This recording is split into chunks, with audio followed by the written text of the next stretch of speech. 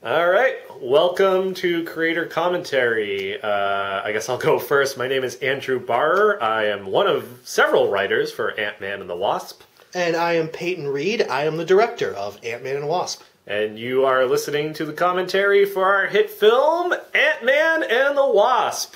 Thank you for joining us. Yeah, thanks for buying this Blu-ray. It means a lot to us. It helps to make us slightly more rich than we already are. Thanks for seeing this in theaters if you did, and if not, that's quite all right. Now here you see these are the opening credits. We wanted them to feel a lot like the first films. Right, but there's something, if you look closely, there's something a little bit different here. Now to sort of allude to the shrinking, there are tiny, tiny little extra credits hidden within these credits. Yeah, we wanted to go sort of a motif with the whole the visual of the prim particles smaller within the greater whole, that kind of vibe. Right. So yeah, it will pause our comments, but you can actually pause here every now and then and see little hidden words within the credits. It's sort of credits commentary actually. So we're almost kind of doing commentary on the commentary right now. Yeah. So this is all very meta. It's kind of a hat on a hat sort of thing. But yeah, you don't have a lot of movies these days starting off with credits, but in a lot of ways we wanted this movie to be sort of a throwback. I mean, Ant-Man is a franchise that's been around since the 60s. And in several ways, we wanted to be true to a 60s film, of course, also keeping in a modern audience. I mean, a lot of kids seeing this movie, and as well as adults and people that have been really reading Ant-Man comics all their lives. So with a lot of things here, we tried to balance all types of fans. Yeah, I gotta say, until I was signed on to this project, I was less familiar with Ant-Man. I hadn't read him as a kid. I'd read Spider-Man, Iron Man, a bunch of Marvel characters, but I've really fallen in love with Ant-Man, and these fans, these guys have been, hold it, men and women, these fans are the best. These fans are awesome. Absolutely, and we are excited to, I don't want to say too much, but we're excited to even go even further with the franchise. Obviously, we've set up a lot of things for the third movie in the franchise, and I don't even want to call it a trilogy. I mean, if we only get the next one, so be it, but man, we have a lot of things that we would love to do. Coming out summer 2020. Yeah, and we're going to try to top ourselves as long as they keep letting us make these, and as long as they keep hiring us, so hopefully they won't just bring other people in. So let's start talking about what's going on screen. So here you have them. You've got Scott Lang with his family. It's his ex-wife and her new guy, and then his daughter. And he is he's not only telling her what has happened in between the past movie and this one, he's really telling the audience, because we don't expect everyone to watch every episode of Iron Fist. We don't expect them to necessarily see every single movie in this franchise, every TV show episode. So we gotta fill people in somehow. And so I'll just say it. It's an easy thing to have the daughter ask questions. Yeah, exactly. And we really wanted to humanize Ant-Man here to establish that even though he's a superhero, even though he can do some amazing things that, only the silver screen can bring to life, he has some flaws, and he's a divorced man. His family is not in a perfect position, but he's willing to put in the time and try to be the best dad he can be, even if he didn't always work out as being a husband. We wanted to establish this is a very plausible, as a real man, as a real character. Right, and now when his wife and her fella there leave the room, now he immediately shrinks for his daughter as sort of an amusement for her. And we wanted to establish that he has this special relationship with her when the mom's away and the stepdad's away. So it's just a little bit of physical... Yeah, a little like, hey, this is just for us. Like, right. Now the grown-ups are gone.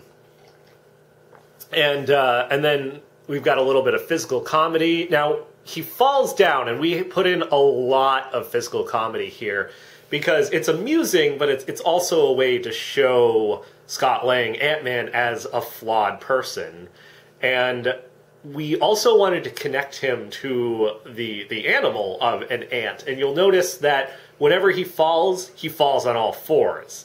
And his hair sometimes sticks up, like in two different places, kind of like antenna. As the antenna, that's right. Like an ant, right? So we're connecting him to an ant. We're connecting him to an ant in the way that he eats, in the way that he moves. I mean, there's a greater motif going on here. All right, here Ant-Man's left the restaurant, and we see him get it. Now Ant-Man doesn't drive a cool car. That's something that Iron Man, Robert Downey Jr. would do. He's got to, even though Ant-Man saved the day in our last film, he's keeping a low profile. We still kind of play off a little bit of, people don't recognize him, people don't know who he is. We're going to see later when he's on the train that other people are holding up newspapers and he's looking at, he's on the front page, but they don't even know, they don't even know him by name. Even when he brings up, like, do you know me? I'm the Ant-Man. And they're like, they just kind of look at him. And of course, that's when we get our wonderful cameo from Stan Lee. Yes, of course.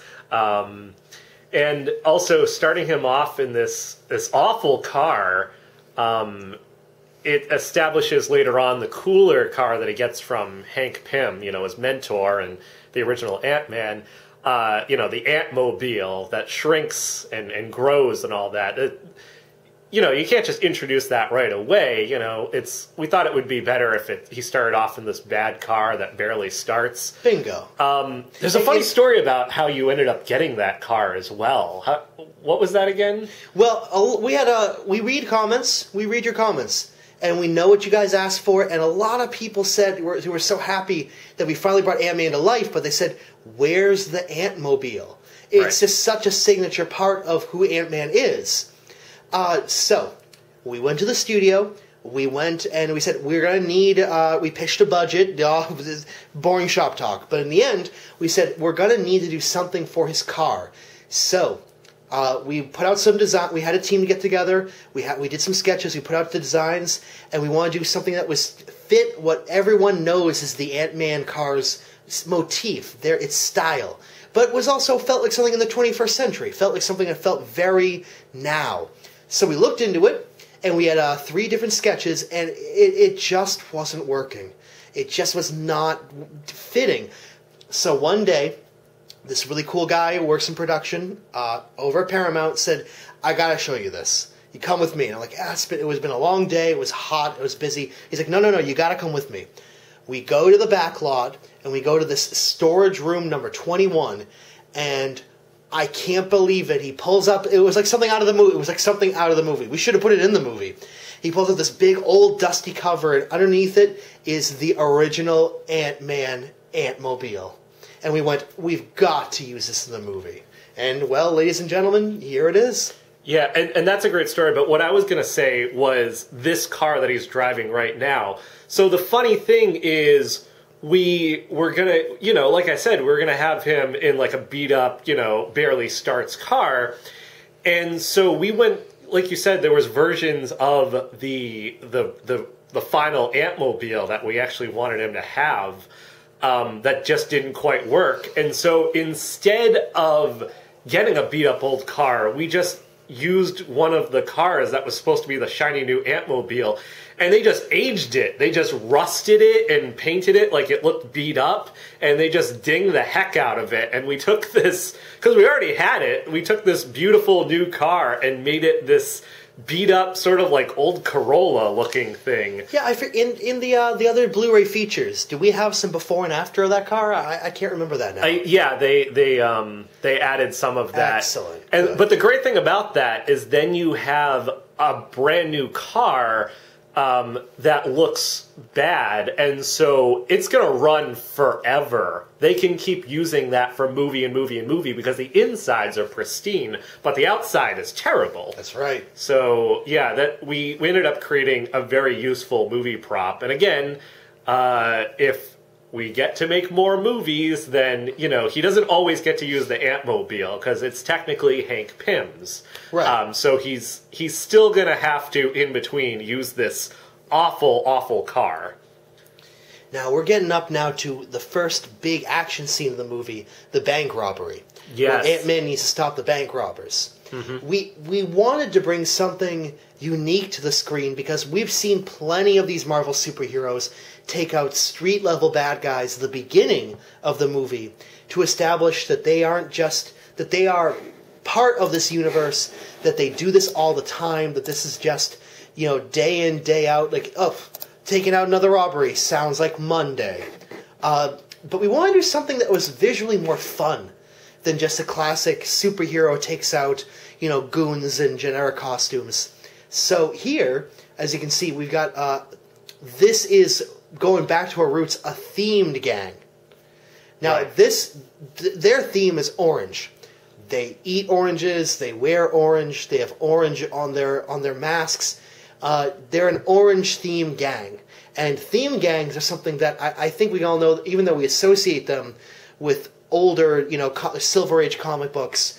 I think that Chris Nolan in The Dark Knight clearly showed us that a theme gang can be brought back up in the 21st century. We can make this something fun for the audience. Right, and Ant-Man, he's got a lot of red on his costume, and so to have orange, it's almost like a duller version. Yeah. You know, it's almost like these guys are dumber than him, which is kind of hard to do because Ant-Man isn't that smart. So again, we're building up to the main enemy, who's the Ghost. And the Ghost, she's very, very smart, right? She is a scientific genius. That's the whole problem, is she's a genius going up against Hank Pym. That's how is Ant-Man possibly going to beat her when she's so much smarter? So we're starting off with this bad car, we're starting off with these idiots, and then we are building up to this awesome car and this very, very smart criminal. So here they are, and this is, you know, it's the visual comedy. He shows up, he's in costume, and these are guys, and they're in these orange outfits, but it's feasible. Like, it's things that people might actually wear when they're robbing a bank. And so, you know, it's the comedy, he looks ridiculous, but then they start shooting at him, because they're not taking him seriously, and boom, he shrinks their bullets. And this is really the first moment that he really uses his powers. He shrinks their bullets, and they are just completely confused. And then we get into the physical action. So here we are. He's jumping around. He's jumping on them. He's jumping on top of them. You know, just using himself in different ways. He's making himself slightly bigger to make himself stronger. Like, we wanted to establish right here in this sequence what Ant-Man's powers are, to either remind you or to reintroduce you. You know, there were some people, of course, that came into this as their first movie, you know, and we want to acknowledge that, and we want to welcome them so they're not completely lost. And we wanted to bring a bunch of those fun scenes that our classic fans who've been growing up, been reading Ant-Man comics for years, to really, really bring that kind of visual to life. The kinds of things that have never been seen outside of the panels of the comic book. Right, and we also wanted to put little nods to the comic book. So here he is, he's knocked them all out, and one of them has the signature Ant-Man snack. He has gumdrops in his pocket, and a little wink to the fans, takes out the box of gumdrops and goes, "Ooh, I love these," and starts eating them. Little product placement tie-in, little product placement, but also fan service. You know, absolutely. You know, if you've been reading Ant-Man from the start, you know what those gumdrops are. You know what they're all about. You also know what happens with them later on in the comics, and we might get to those later on in a movie. But we didn't have really the space in this movie to get into the whole gumdrops plot, but the whole thing with the company that makes them, and I don't want to spoil it for those who haven't read the comics, but the real fans know. Go out and read the comics. You'll know what we're talking about. Yeah, the real fans know that we are alluding to one of the biggest Ant-Man storylines ever with those gumdrops. But we didn't get right into it right here, and I don't think anyone was really disappointed that we didn't get into it, because they knew that it takes more than one movie to cover those.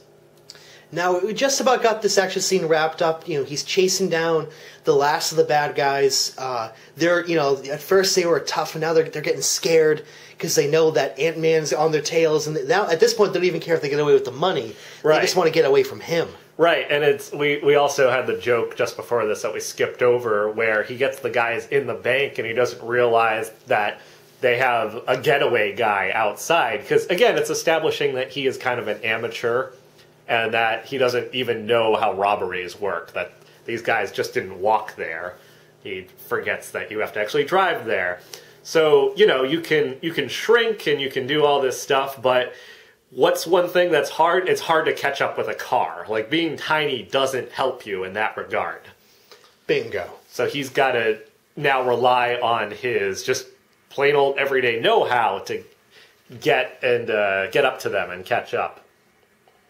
This scene. This is one of the scenes that we wanted. But every trailer, we want to have this scene where he's finally getting the bank robbers, and he stops. He has his little, you know, the things in his feet, to, you know, for the power suit to help him maneuver around when he's in ant form, and that we want to get that line. And there it is. Yep. Ants. That's when he says.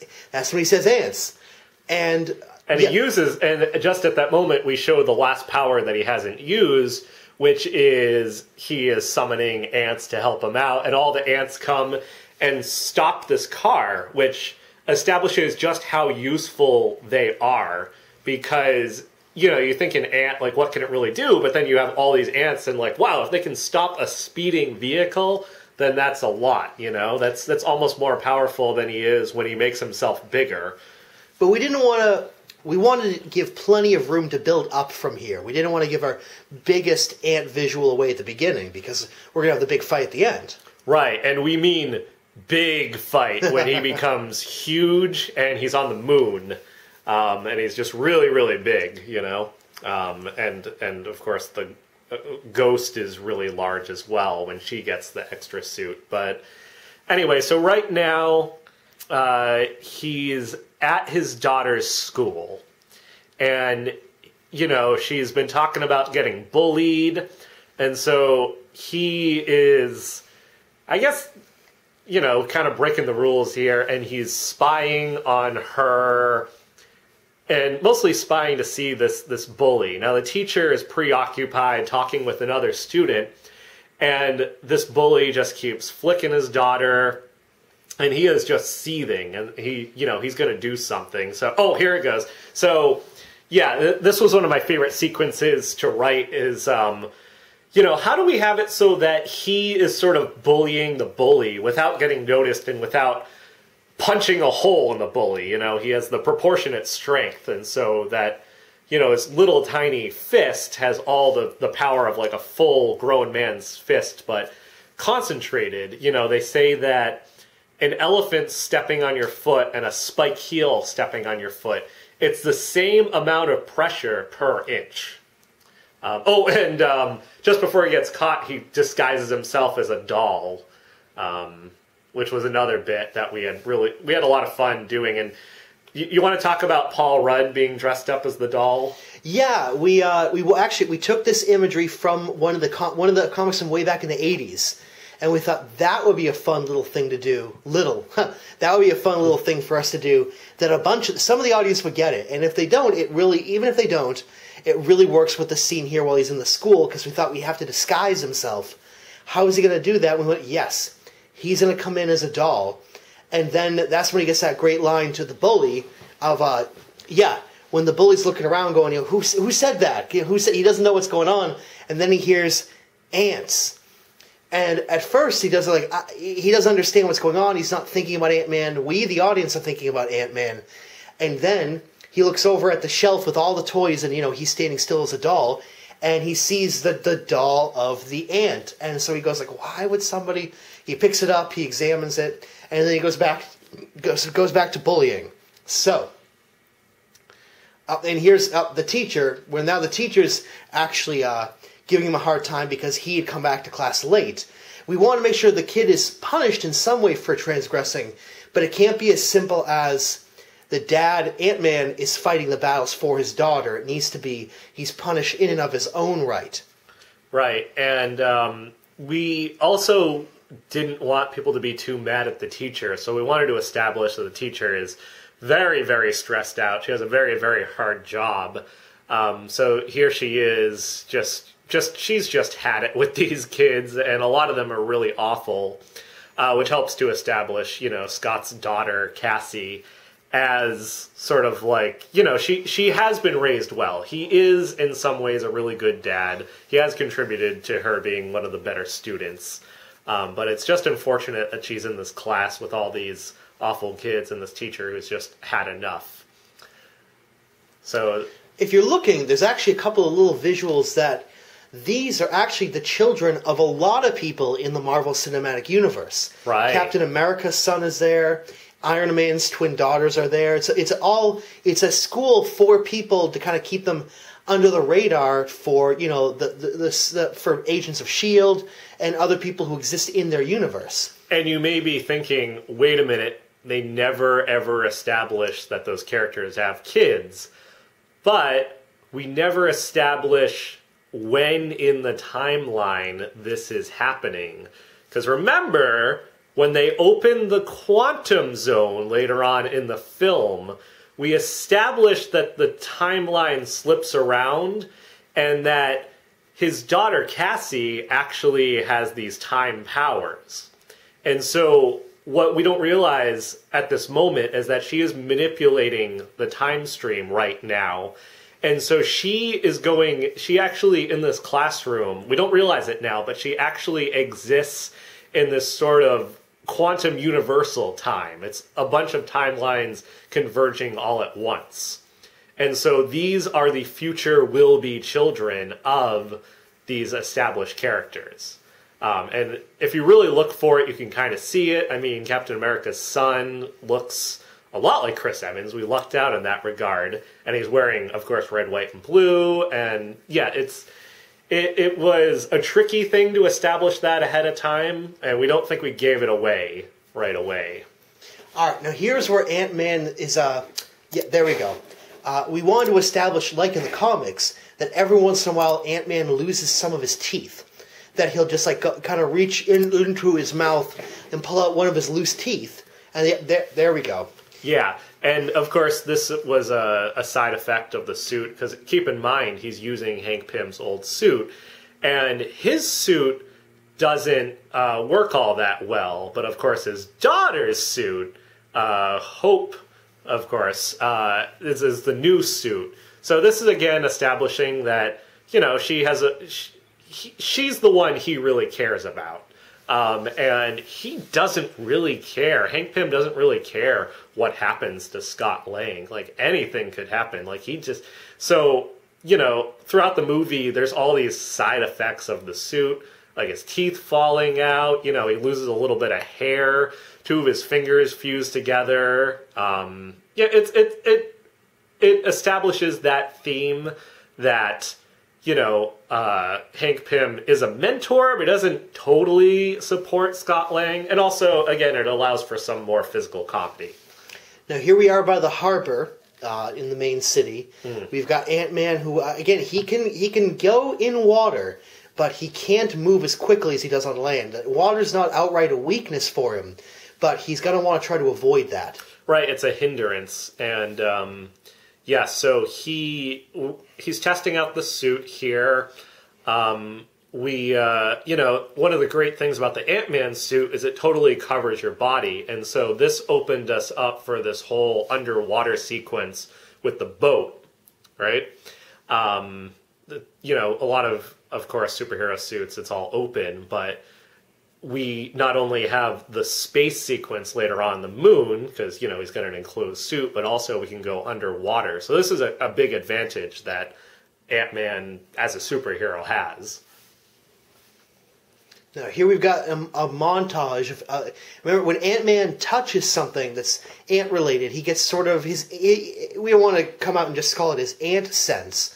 But that's pretty much where we're going with this. As you saw him touch that pillar with the seagull flew away. And as Ant-Man's coming back too, and we hear the flapping of the seagull's wings, we see that Ant-Man suddenly got a vision that Ghost is coming. We're finally introducing the audience to our villain. Right, because there's the psychic web. Because we established in the first movie that he can communicate with ants, but we didn't really establish the whole psychic ant network. And so, because Ghost is using the same sort of suit that she stole, again, from Hank Pym, she is locked into that network. And so, he has visions of things that are happening elsewhere, and he can see a little bit of what is about to happen as well. In here, now this is not a musical film, but we did want to break down for at least the ant dance. Now, oh, yes. Here we are, and yet we see that we got some extras in the background. We're at the harbor, so we have a sailor, we have a fisherman, we have an old salt, who's got his beard and his striped sweater. But yeah, and it's the ant dance. And people wondered, like, is this something in the movie that he's getting paid to do? Is this a dream sequence? And honestly, I think it's funnier if we just never tell people. People have their own theories. We're not going to explain it. It's the ant dance. Everyone loves it. I certainly love it. This was a fun scene to work on. I wasn't on set that many days, but this was a day. I remember I called you up and I said, "You tell me when they're filming the ant dance," and I am there. And he was, yeah. And I asked you, could I please be in the scene? But at that point, everyone had already gotten costumes and everyone had learned the choreography, and there was no way I could fit into the scene. Yeah, and unfortunately, on a big movie set like that, it becomes a union thing. And here's the donkey. Yep. So Ant-Man, yeah, he looks at Donkey and he's just looking at him. He's like, Mondays, am I right? And yeah, so the donkey's up there. Yeah, we had an animal wrangler for that day when we had the donkey on set. Now Ghost is going through the walls of the barn trying to find all the animals because she doesn't want anyone to detect her. That's why she's going through all quietly. Yeah. There's the pigs. Yep, and the goats. Right, and then big twist. There's a camel, just like we set up earlier. So here she is, and now she's digging around in the camel's mouth, and there's the microchip. Which, of course, is what she'd been looking for since... Now, we kind of established that in the last movie, but we didn't want to straight up give it away. Oh, right. Here's Ant-Man. There are hints of it, it was set up, but yeah, and so back to Ant-Man here. And he's riding around on the toy train, just like, the big fight scene in the first movie. Except, well, I guess it's not really a toy train, because then we reveal this time it's actually a full-size train. You think it's small, but it's actually a full-size train. Sort of turning that on its head. All right, Ant-Man's small again because he doesn't want Ghost to... Now, even though he thinks he's being clever here because he's a small version... what he doesn't know is that even though Ghost can't see him, Ghost can hear him and already knows... Ghost knows she's being spied on right now. Yeah. Which, again, watching it for the first time, the viewer doesn't realize that. Oh, God. Yeah, that scene, I cringe every time I watch it. I've of course, watched this a few times now. We've had a few international premieres that I've been at. But yeah, I cringe every time I watch that. Just like I know it's not real, but the way we see his arm bend that way is horrifying. We really got... We didn't want to push beyond a PG-13 rating, but when you hear that wet... and you go, ooh, yeah, that tested really well with audiences. Yeah, and they felt that one. We really established the stakes at that point. We show what can happen when things go wrong and when you try to take on Ghost directly. So of course, then this is her big getaway scene, and he is just screaming in agony. And so this, of course, sets things up to bring in the Wasp, the titular, or half-titular, I guess, Wasp. Hope Van Dyne introduced her in the first film. Of course, she wasn't the Wasp then, but we established the Wasp suit. And so now we're flashing back, and we've got Michelle Pfeiffer playing Janet Van Dyne, who, of course, is a very famous character in the comics, the original Wasp. And we've also got a very CGI'd Michael Douglas again. He's in the Ant-Man suit, the original one. And so this is them, and they are testing the Ghost suit way back in the 60s. And it's just not working. And it's sort of establishing that this is a very powerful weapon, but no one should use it. And so they're showing it to President Kennedy. And President Kennedy is he's trying it out. And there it goes. Yeah, a little bit of physical comedy there, poking fun at old Jack Kennedy there, and also kind of proposing a new magic bullet theory in the midst of it. Yeah, we that was definitely on our minds when we were in the writers' room. We were going over this of, people love JFK, they love Camelot and all the imagery, and we honestly. We want to do something fun with that. In all respect to the Kennedy family, of course. All respect.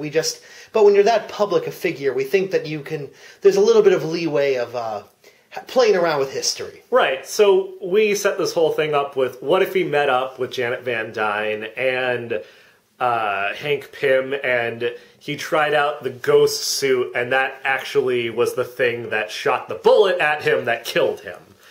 Some very dark physical comedy. And JFK here, played by John Hamm, that guy's a good sport. That was a fun couple of days on set. That was a hard thing to keep under wraps, too. He came on board right away, and it was hard to keep that secret. He's a professional. He shows up real late at night. He's got his cloak on. He's got his star glasses. He stays in his trailer. Yeah, he wanted this to be as big a surprise for the audience as much as we wanted it to be, and he kept the lid on it. Right, and no one was allowed to call him John Hamm. He insisted that we refer to him only as Ernest Borgnine. I also think that's something he did for his. I don't know if that's what his paycheck said, but that was a lot of fun around. So now Ant-Man's in that. We're back to the present, and Ant-Man is hiding in that old lady's hat, and we're at the Kentucky Derby, where he can do that cool thing of flopping around from big hat to big hat, and obviously, I think we all know where this is going. Yeah, so they're getting ready, and they're announcing it, the race is about to start, and then 3, 2, 1, it's not horses, it's horse-size ants. There they go. Yeah. So everyone's looking around for Ant-Man now, but he has to stay hidden out, and now he's in some Southern Belle, some antebellum, old-timey, that's old lady with her big, big hat. And Ant-Man knows you can't turn big now or you're going to crush that old lady. You got to stay hidden in that big, big hat. And there we go. And we wanted to establish, again, because these people get demolished. I mean, the ants get free and they get trampled, and he ends up crashing into a bunch of them. So people didn't feel bad. We wanted to establish these Kentucky Derby viewers, these spectators, I guess, as just awful, awful people. Yeah. So we wrote the worst possible things at first, and then we just waited for the censors to say something, and then we just kept dialing it back until they accepted it. And this is a thing that people do with films all the time. You don't want to, just start off with what you think is acceptable, because they might say no. But if you start off with the worst version, you might get away with something because it's kind of a bargaining. Exactly. It's a tit for tat kind of system, and it's not the best way that this works, but it's just the way that this works now. Yeah. So we would, originally we even told some of the actors to improvise, and we said nothing is off limits. You can say racial slurs. You can say really filthy sexual things. You can hit one another with, real force, really, really hard, as hard as you can. And as you can see, a lot of these extras, the Kentucky Derby audience, this is an over 65. This is a rather elderly geriatric crowd. So when we ask them to give it their all, they have nothing to lose. They just some of these folks got pretty aggressive. Yeah, and actually, there's one shot coming up just for a second in the crowd. You can actually see an old lady punching a 3-year-old boy. You can actually see that very, very briefly. And like if you don't look for it, you can't see it, which is how we got away with it. Well, but you guys have the Blu-ray. You can pause it at home. Yeah. Keep an eye out for that one. My eyes go to it every single time I watch it, and I just go, "Ooh, that kid really took a punch." And here's Ant-Man trying to, he's got his hands out trying to stop the ants from plowing him down. But when the ants are big, and he's regular size, he doesn't have the same control over the ants as he does when he's ant size. Right, and because his arm was injured, he can't really become big at this point. Because we established that causes him a lot of pain. I think a lot of people missed that initially. But it's all there. I mean, it's not one of the more subtle things in here. And there it goes. We have, again, a way that you can interpret it as you will. He is reading an Ant-Man comic book. Yep. So, how did this happen? It's up to interpretation. And here we go. All right, Ghost.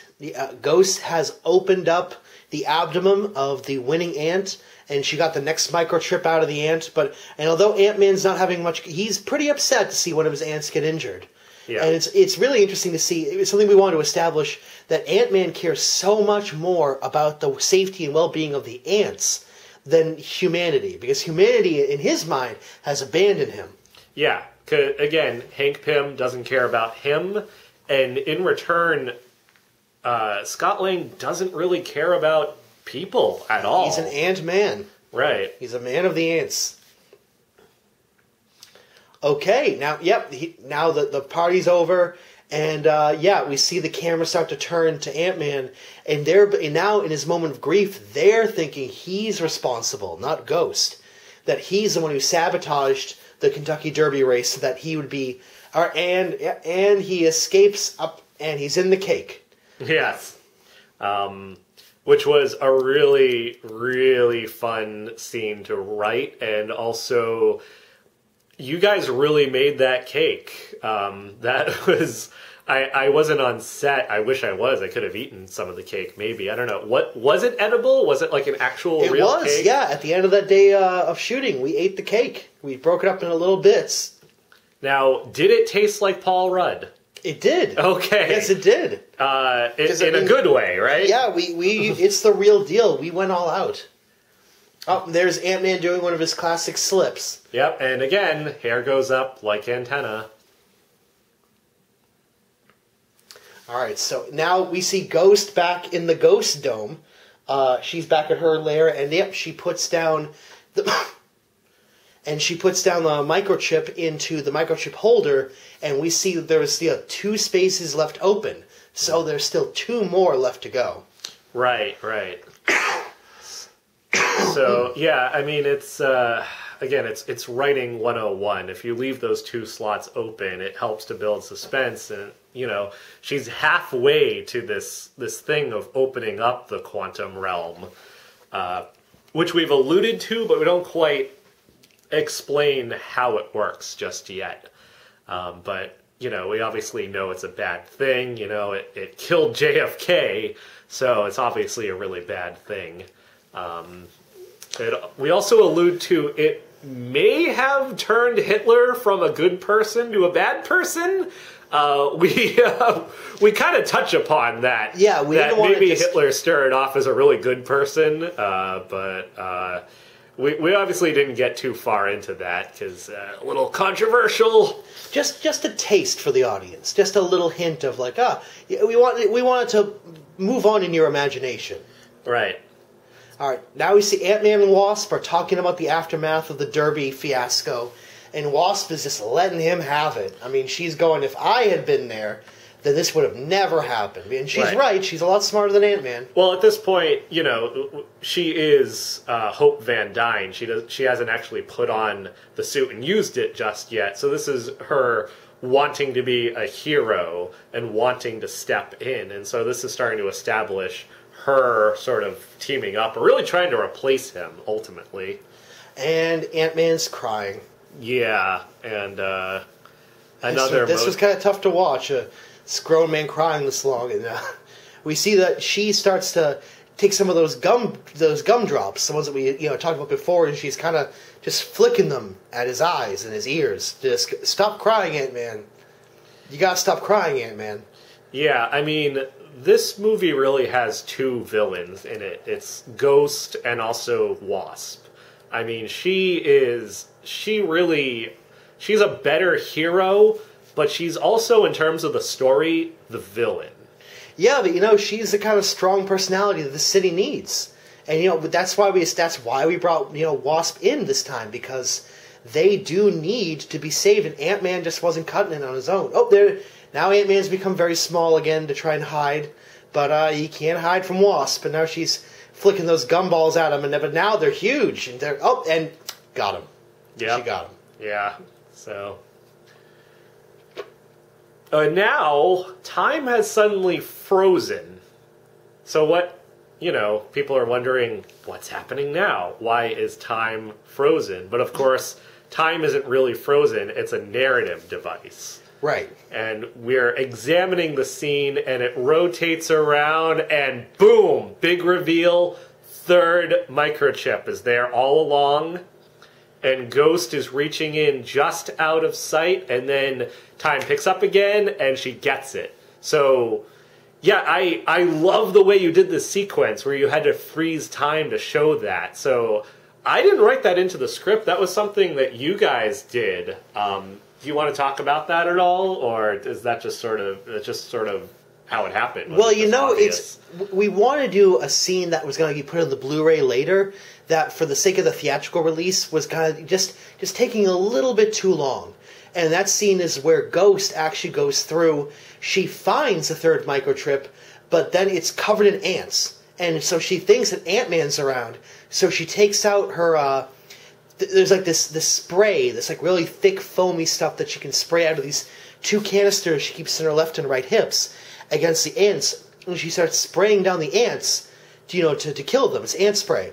And then she goes outside of the building. She starts spraying other ants, and then she goes out to the woods behind the building and starts lifting up logs and lifting up rotted trees and rocks in the ground, and just looking for ants. And there's a certain point where about 20 to 25 minutes in, when she realizes that they're not with Ant-Man. I'm just going overboard here. I don't need to worry about Ant-Man coming. There's no Ant-Man coming. And so she goes in, and she just takes the microchip and leaves, and it's going to be kind of a funny segment of her just killing ants for, a couple of minutes. Yeah. We thought, we can put that in later, but, I'm not sure if that scene ever actually made it to the Blu-ray or not. Yeah, I'm really not sure either. Hold on. Bill, is that on the Blu? He doesn't know. He's shrugging. Never mind. Well, you guys would know. When you're done listening to this, take a look and see what they have to say. Yeah, and if not, just close your eyes and just picture what Peyton was saying here. A little movie magic. So then we have the toe biting. And of course, Ant-Man has the proportional strength of an ant, so he has the proportional bites of an ant. And most of the time he's wearing a helmet, but then he keeps taking the helmet off to bite on Hope's toes. And this is his way of getting back at her for, flicking the gumdrops at him. So, yeah. Because remember, he's small, but he has a very short memory. He seems to have forgotten that it's only a matter of time before she puts two and two together. Exactly.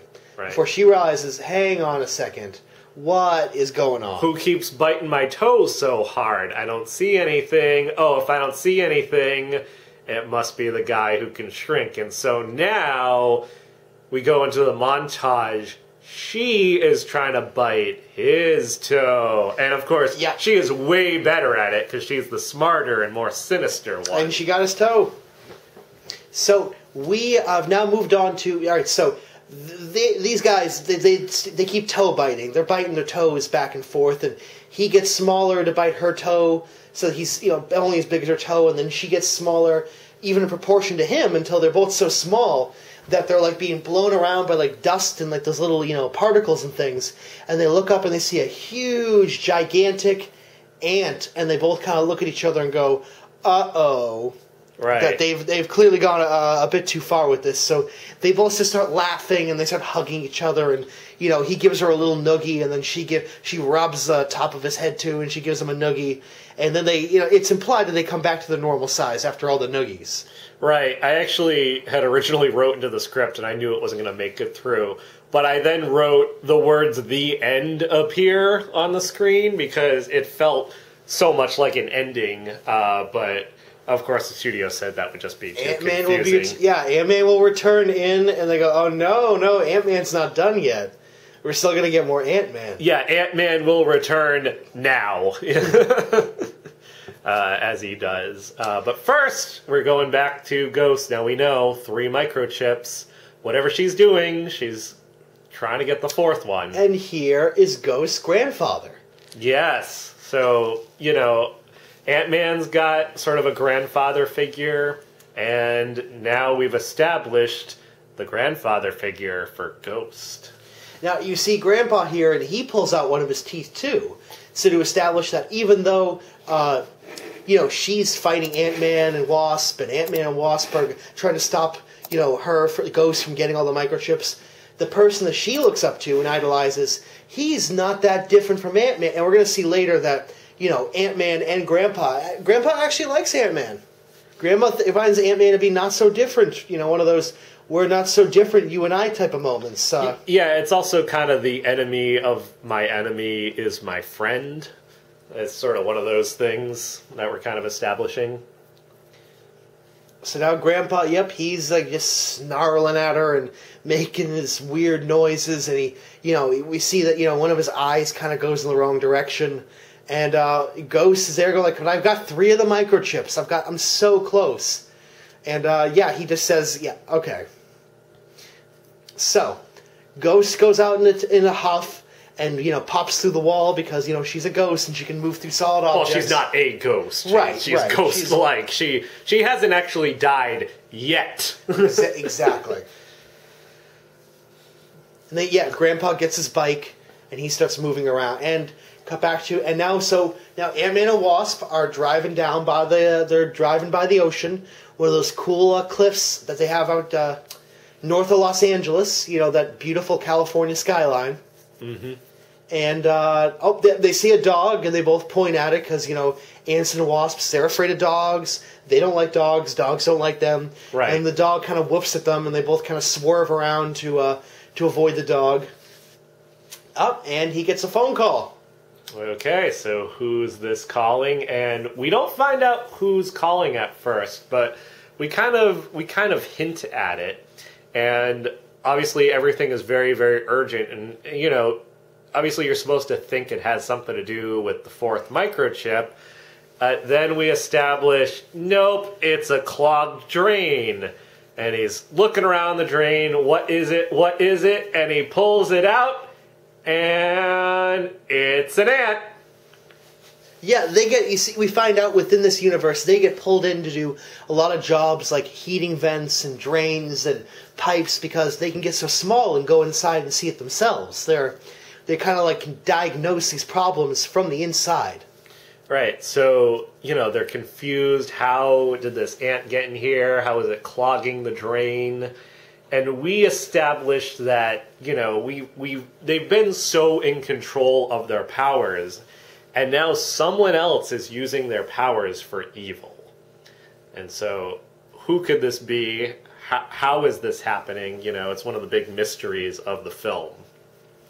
Now, Ant-Man's driving, but Wasp is, although she's sitting in the front seat with him, she's definitely what we would call a backseat driver. She's criticizing him a lot, and that he's not driving right, and he cannot do anything right. But Wasp, she doesn't want to drive because she's too busy. She's got all this syrup on her hands, and she keeps licking it. She's licking all the syrup off of her fingers, and she keeps going about it. And that's when Ant-Man, of course, goes, "Do you want a gumball with that?" And she's no, not going in that direction, not going there. And we see, and car drives off. Nice. Right, perfect scene, absolutely perfect. I remember we got a lot of feedback about that, where people just absolutely loved this sequence with the syrup. and the candy and all of that. So, of course, this sets up now the Ant-Mobile because they've had such a problem driving. And so, we're introduced to the Ant-Mobile, and we don't reveal all the features of it, but we show that it can spring out, 6 legs like an ant, so it can climb up walls. And we show that it can shrink and all of that. We show that it has mandibles that come out, so it can chew through walls. And so, they're trying to keep up with Ghost here. I mean, Ghost can just instantly jump through walls, but they can actually chew through walls. So they're trying to keep up with her. They're trying to stay one step with her, but they're still a little bit behind. Now you might have noticed in that Ant-Mobile segment that there's some. If you have a careful eye, you'll notice that there is some recycled footage from the first time that we've shown the Ant-Mobile. But we thought that some people find recycled footage for opening segments or montages to be a bit cheap or hokey, but we thought here it would actually be visually kind of fun. Yeah. People love these sequences, and why not just show it again? Just go back, just revisit it right here, Instant nostalgia is what we called it, Bingo. Instant nostalgia. There's a scene, and we go right back to it. Now, Ant-Man has tripped over one of his classic Ant-Man falls. And so Wasp just rolls her eyes, and she knows that she's going to have to take out Ghost herself. And so she takes out her wings, and she starts flying after Ghost, and right through the wall. And then Ghost goes through the other side of the wall, and we see that we're back in the barn again, and there's pigs. And so she picks up a pig, she looks him in the eyes, he looks her in the eyes, she looks at the pig for a while, she opens the pig's mouth, there's nothing in the pig, so she drops the pig. Next pig. We have a couple of minutes while Ant-Man starts to get up, and the Wasp is there going, what are you doing? And we cut back to the Ghost, and she finds, the really big pig. The biggest pig there. And she just starts to, she takes him backwards, she takes both of his little hooved feet, and she dislocates her lower jaw, and she starts eating the pig. And so the pig is squirming around, the pig is going, and what we don't know at this point is Ant-Man is themed around ants. He's an Ant-Man, but Ghost isn't just a human being in the ghost suit. Ghost is an ant queen. She lays ant eggs, and she needs to eat this whole pig so that she can have enough energy in her abdomen to lay more ant eggs. Now, this is going to end up being a conflict for Ant-Man because he loves ants, and he wouldn't want to hurt any of the ants that she lays the eggs of. But those ants are working for Ghost, they're traitors to the ants. Right, and of course, most ants are drone ants, and they have to obey the queen. So she actually has pheromones that can actually control Ant-Man. So now we hear, all right, Wasp is here. She walks in while she's eating the pig, and she gets really small and grabs the pig by his little whiskers, and she starts pulling the pig out of her mouth, and Ghost is pulling him really hard to pull the pig into her mouth, and then Ant-Man shows up, and and Ant-Man, he got the pig. Okay, now we get a lot of questions about what's about to happen, okay? So let's lay it out. Everyone knows people love the post-credit sequences for the Marvel movies. They always want to know what little joke is going to happen, what character is going to show up, what are they going to set up, right? And so you've seen everything. Guardians of the Galaxy Volume 2 had 7 of them, and we've had ones that are just jokes and whatnot. So we thought, how do we do something new? We put our post-credit sequence right here, right in the middle of the film. So here we go. It's Thor, and they're talking about the end of the movie, but the end of the movie hasn't happened yet. So that's of course the joke of it. I don't have to spell that out. So Thor is there, Howard the Duck is there, Hulk is there, and Doctor Doom is there. So this is when we establish of course, that the Fantastic Four are about to get... Fantastic Four in canon now. They're about to get brought into the fold. And we reveal that right in the middle. So that is our pre-credits, post-credits sequence. Yep. That was quite a feat to pull off, and we had to work with the executives, and I know you had a hard time gathering up all of the respective actors for that. Now, the great thing about the Doctor Doom cameo too is they hadn't even cast Doctor Doom yet.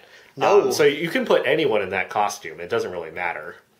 And actually, well, we're going to reveal that we wanted somebody with some star power, who is a known name, who people love, and is going to get people in the theater. And so we got Kevin Spacey. That's right, Kevin Spacey is going to be Doctor Doom for the next couple of Fantastic Four movies. He's going to probably have a crossover into Spider-Man, he'll be in the next Thor movie if they ever go back to Asgard, or if they can rebuild Asgard. But yeah, we got Kevin Spacey is a kind of name that's going to get people excited about this movie. Absolutely, yeah.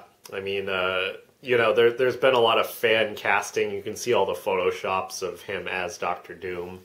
But yeah, he's... that was one of the big reveals here, and we gave it halfway through. So we're breaking new ground all the time. I don't know what they're going to do next. Maybe a post-credit sequence at the beginning of the film. Like, I don't know how people are going to top us. But well, it's a tradition, and it's okay. I think it's a good thing that you don't just break traditions, but traditions need to change with the times. They need to evolve. They need to work on new things, and I think the audience is going to really like this. Yeah, and I know we talked about what if the whole movie was a post-credit sequence.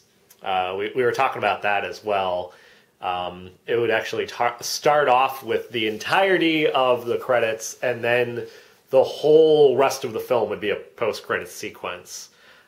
We had talked about that, and maybe I shouldn't say that, because we might do that with the next one. Spoiler alert. Yeah. So now we cut back to, and Ant-Man, Wasp, and Ghost is eating the pig.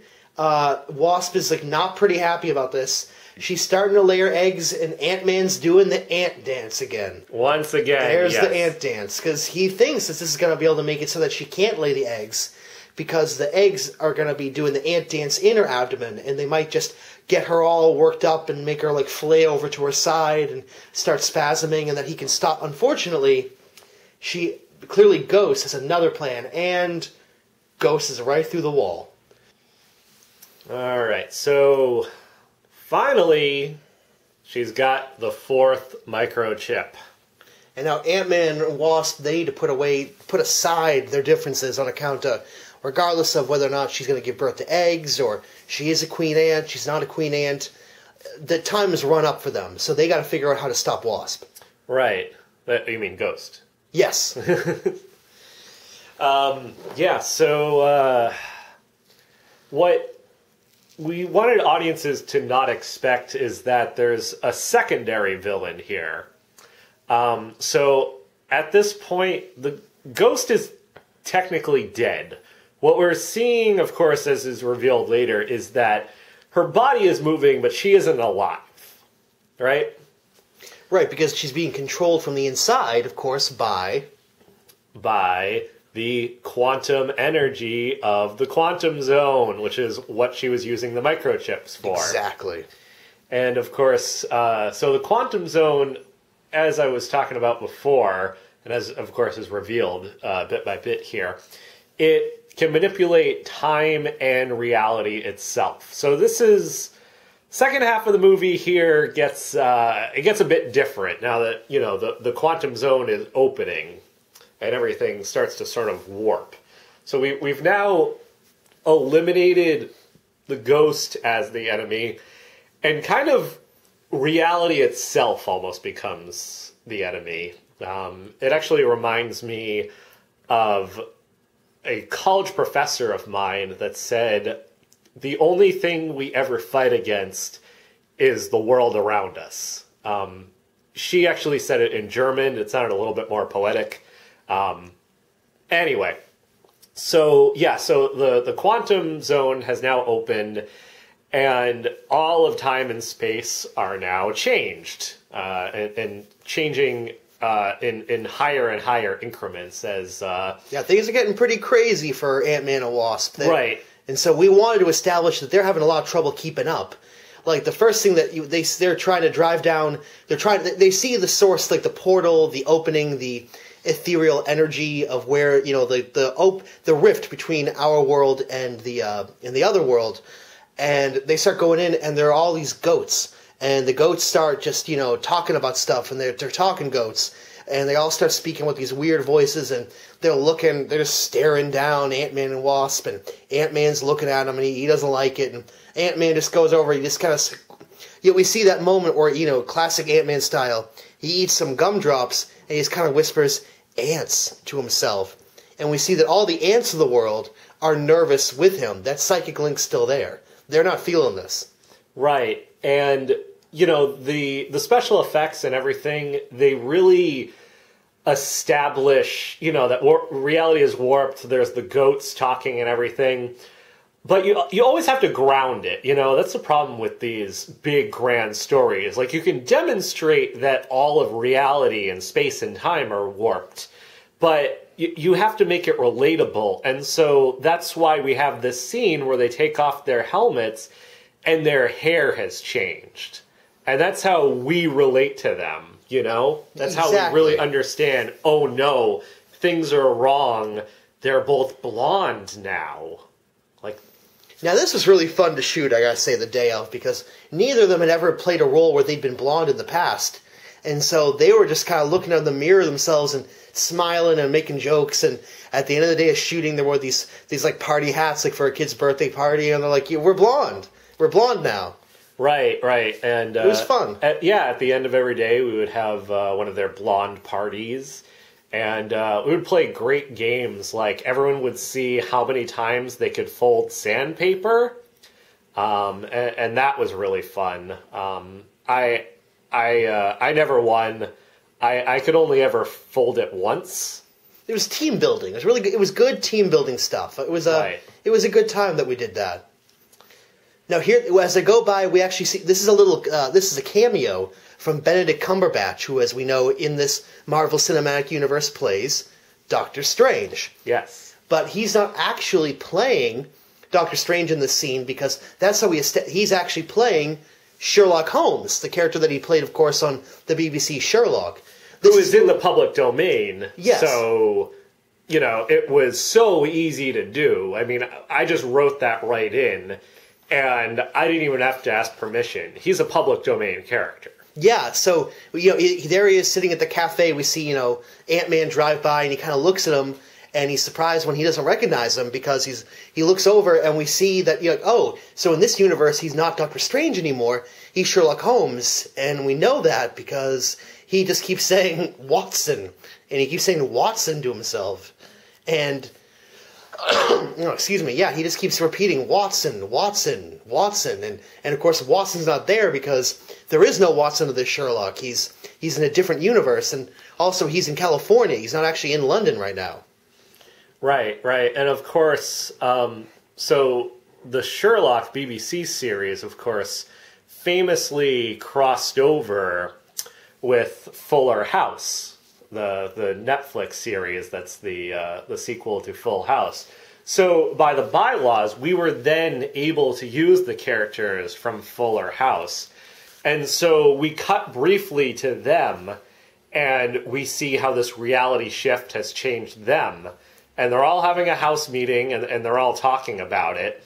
And, this is the only part of the movie that has a laugh track. It's a very famous sequence by now. It really took people by surprise. It's really interesting. And people weren't expecting us to kill off these characters either. But we were allowed to do that. And, Netflix, they said, okay, well, this is the established order now. And they've actually, the next season of Fuller House, because of this movie, is actually going to have a brand new cast. And they're going to talk all about how the previous characters died. in this crisis of the quantum zone warping reality. That's the really fun thing about the ability to expand the universe is having crossovers, having new characters. Like when we saw, in the Fuller House set, the walls start bleeding and how the floor starts like being crackly and it hurts to the touch. It's so cold that the people get frostbite when they first go near it. And when you do all kinds of crazy things to let them know that, the universe is disintegrating around them and that they're not all going to make it. So, all right, now we cut back to Ant-Man, and he and Wasp have hidden the car behind a big billboard on the side of the road because they don't want ghosts to be able to find their car because then they won't have any way of leaving. So they're going to go in with these little disguises because they said Ant-Man isn't always known for disguising things, but we thought it'd be really fun to play around with this. And of course, the first thing they do is acknowledge how they're blonde now. They're just so blonde. And so they go as what would we as a blonde do? And they go at the same time, doctors. So they dress up these white lab coats over their costumes, and so they try to go in. And now they're at the ghost lair, claiming that there's somebody sick inside. And they need to take care of them because they're both doctors.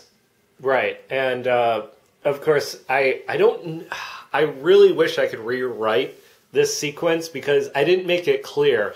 The reason that they put the lab coats on over their outfits is because their outfits are now their skin. They are, when it appears to us that they're dressed, they're actually naked, and the belt buckles and everything are actually their genitals. Yes, we're actually going to, because as you know, when it comes to marketing and for merchandising, we're going to be able to sell regular Ant-Man and Wasp merchandise, and then the alternate universe where they have their genitals are outside and their hair is blonde, and also different play sets, different vehicles, all kinds of fun stuff we can sell for all the fans out there, all the fans.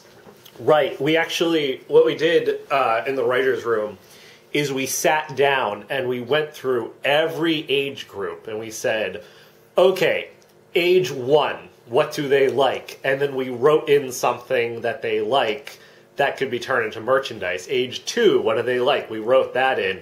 We went all the way up to age 100. And so, unfortunately, they did market research, and sure enough, 101-year-olds just haven't been interested in the movie and haven't bought any merchandise. Yeah, well, this is why we do marketing research. We need to figure out each demographic, figure out what's working for them, what's not working for them, and this is what happens when you don't do your homework. You lose that post-centennial. You lose that niche. You got to get them all. Right. So, of course, the scene where they're sipping hot chocolate with cinnamon, of course, that was for the 24-year-olds. I remember there were so many 24-year-olds that, when we were at the screening, like, they cheered when there was hot chocolate with cinnamon, because, like, it just spoke directly to them, It just said so much about what it is to be 24 and how it is to, how hot chocolate with cinnamon just consumes that year of your life. Now, we see while they're trying to get in, the Ant-Man and Wasp, they can't talk to each other, so they need to keep their cover up. So they're going to text each other, and they're both holding BlackBerries. Now, we thought this would be a fun twist from what most people would expect their phones to be, but we got a big endorsement from the BlackBerry company, and so we see Ant-Man texts Wasp like, "Hey, they can't know that it's really us. I'm the Ant-Man." And then she texts back, "Yes, I know. Check out our BlackBerries."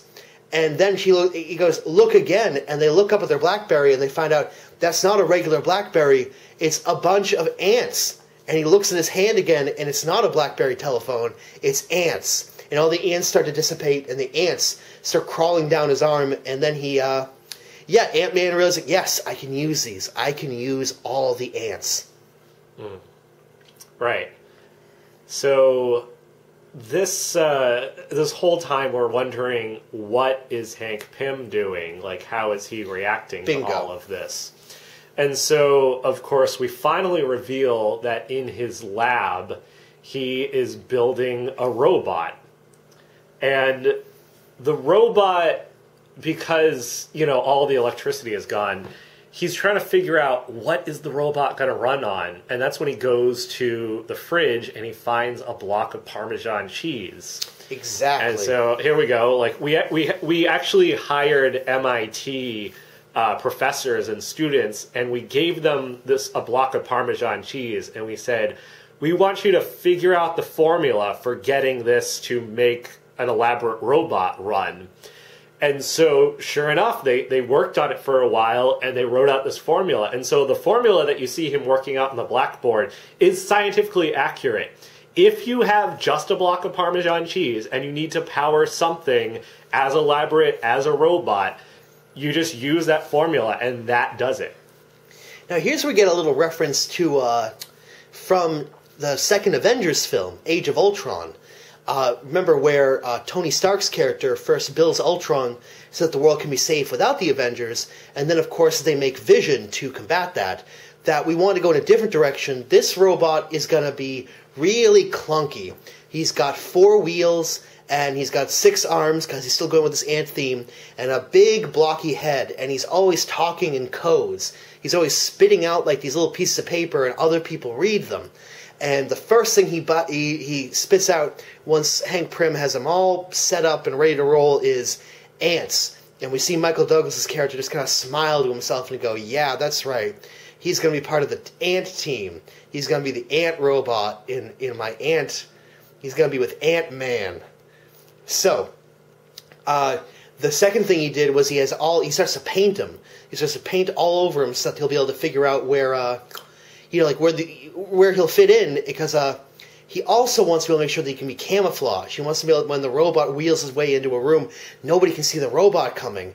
And that way, when Ant-Man and Wasp are double teaming and taking out the bad guys, bam, the robot gets them. And that's why he's called the Robot Ant-Man. Right.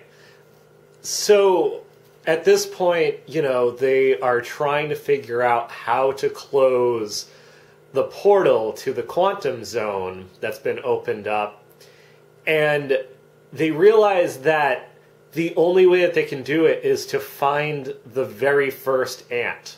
And so now we flash back millions of years ago to the very first ant being born. That's right. Yeah, and this was another sequence. Well, this was a sequence that I struggled with at first, because frankly, I didn't know much about ants coming into this project. Initially, I had written them as onions. Like, I was a little confused. I actually thought they might be onions, I was kind of confused with what everyone else was saying when they were saying that they were, like, alive and, like, they show up at picnics. Well, the picnic thing made sense. Yeah, Sometimes yeah. you have onions at a picnic. But so other things didn't make sense, like them having a queen and antenna and all of this. And keep in mind, in my head, I'm just thinking of onions, right? And so I my portions of the script and the things that I wrote, it just didn't quite add up, because it was like this vegetable that makes you cry, and there was all these scenes about how they make you cry and whatnot, and everyone asked, like, why do ants make you cry? And I said, well, they do when you cut them open. Well, unbeknownst to me, everyone goes home and they get ants and they start cutting them open.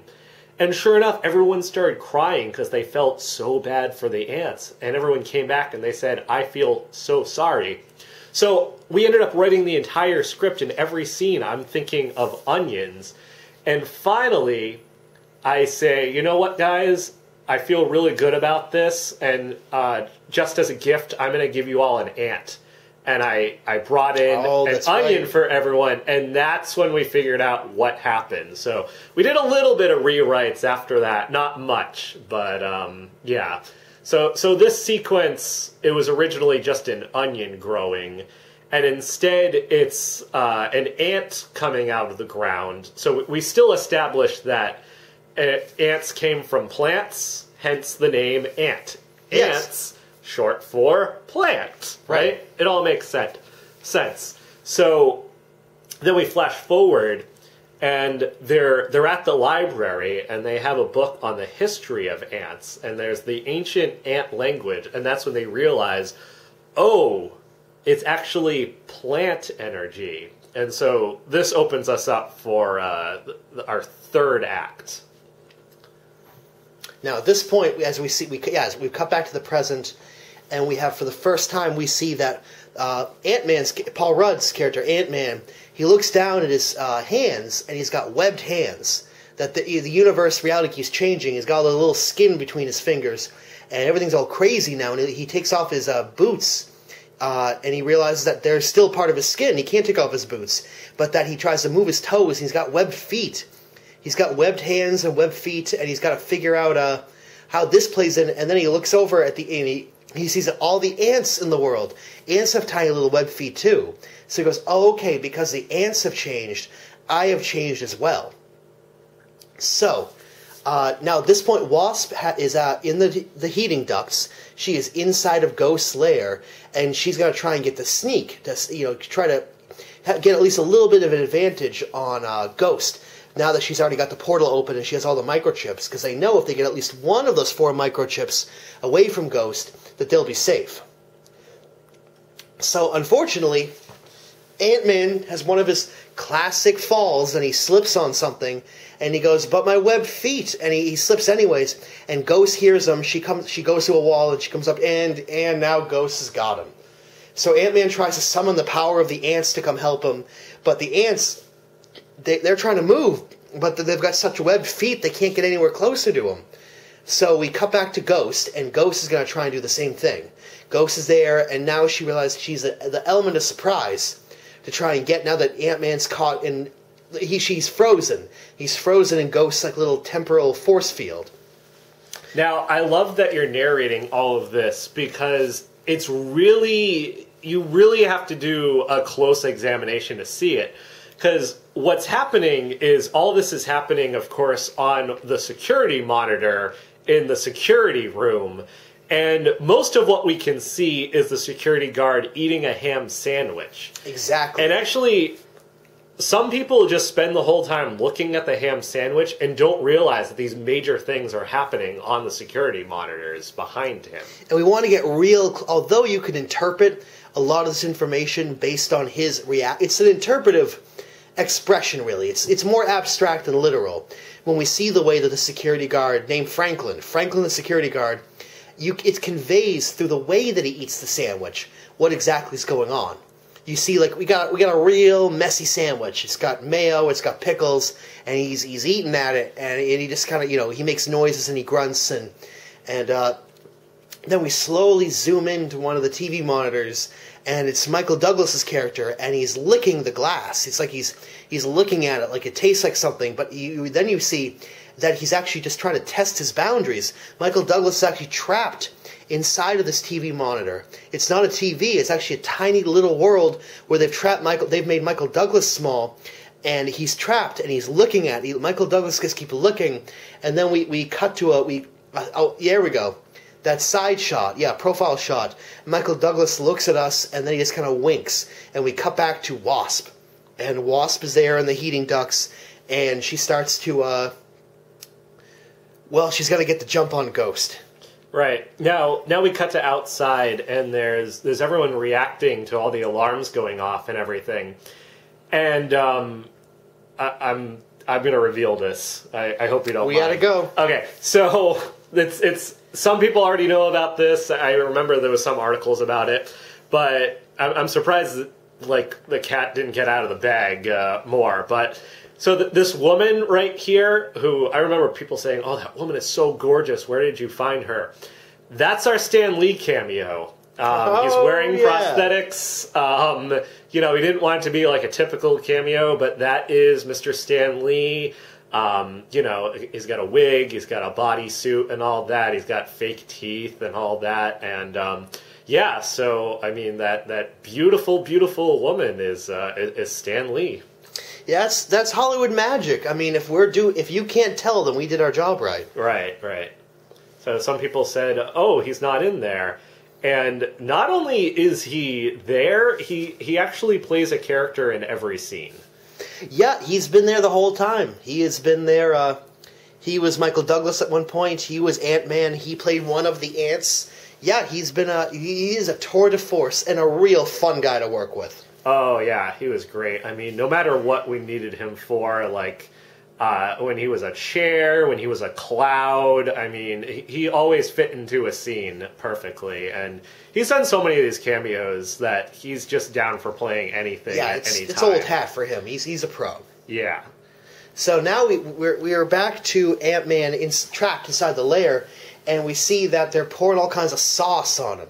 There's all these different soy sauce and vinegar and sauces, because we see that the ghost, who is a queen ant, is going to eat him, and that as she's getting him ready, preparing for to eat Ant-Man so that she can give birth to if she eats regular food, she can give birth to ants, but if she eats Ant-Man, she can give birth to super ants. And we see that the first of her eggs are starting to hatch, and it's actually Alvin, Simon, and Theodore, the chipmunks. They're chipmunks, but they're ants. And they come out of her eggs, and they start doing what I like to think of as our next musical number. And they do a cover of Bruno Mars' Uptown Funk, but as the chipmunks. And we see the Ant-Man... Well, the Ant Monks, as we called them on set. The Ant Monks. Thank you. Couldn't have put it better. Yeah. So, here we are, and once again we're jumping to a new location, and we're at the North Pole. Yep. This, of course, we wanted this to be a movie that can be watched all year round, so we have these very sunny scenes, but then, of course, we also have these scenes at the North Pole with Santa Claus. And that way we cover, the two main times. You can watch this during the summer, and you can watch this around Christmas time. And so in a way, this is an anytime movie. In another way, it's a Christmas special.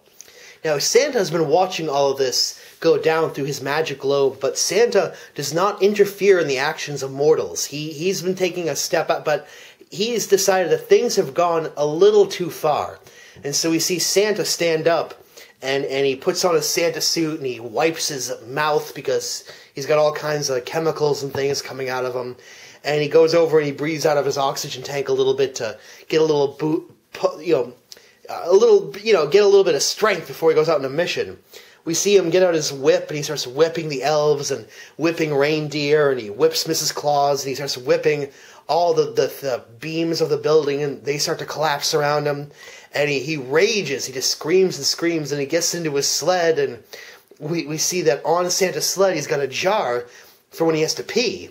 And he knocks over his piss jar, and he just goes, my jar. And then he looks over to his left, and what does he see? An ant. And he goes, "You've always been there for me, ants.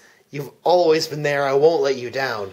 And of course, this is when we reveal it's a flashback, right? That's right. So now here we go. So now we're in the present, and Santa is on his deathbed, and he's turning to his son, Fred Claus, and he's saying, I'm translating because what they're actually doing is they're talking in Russian, which, as we all know, which is how Santa talks in the original story. So we chose not to put subtitles here, but just so you know, he is saying something must be done. It's all about the ants, and then his final word here is he's actually saying ants before he dies. So we cut back, the chipmunks, the ant monks have finished their scene. And but Paul Rudd as Ant-Man, he's all worried because he's about to get eaten because they put so much sauce on him. They're going to eat him. And then just as the ghost is about to come in and with a knife and fork, and she's wearing a bib and she's ready to eat him up, suddenly, bam, who gets to jump on her? The Wasp. But the Wasp isn't alone. The Wasp has tons and tons of other Wasps with her because something we hadn't brought up, if Ant-Man can control all the ants, but Wasp can control wasps. Right. Now, we talked with some specialists, and we said, okay, how many different types of wasps are there? And they said, well, technically speaking, we don't have a way to categorize a wasp.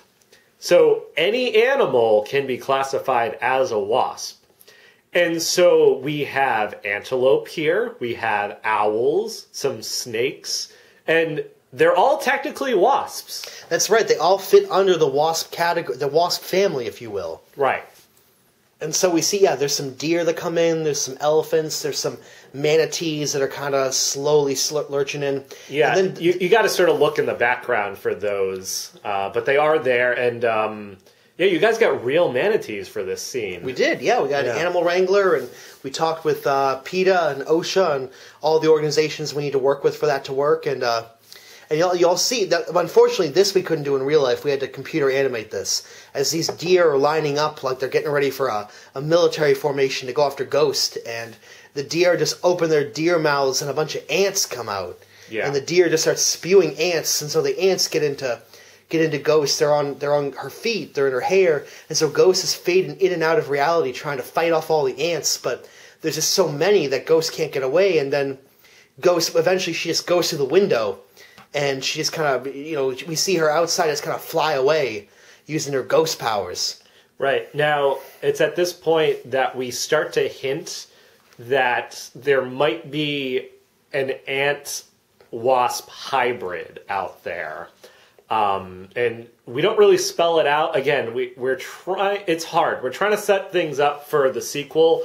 At the time, we didn't know if we were going to get a sequel. Luckily, we have since gotten confirmation that we get to make a third one. Again, not a trilogy if you want to make more than 3. So we're not going to jinx things and call it a trilogy. But we have started to set up that there is such a thing as an ant-wasp hybrid.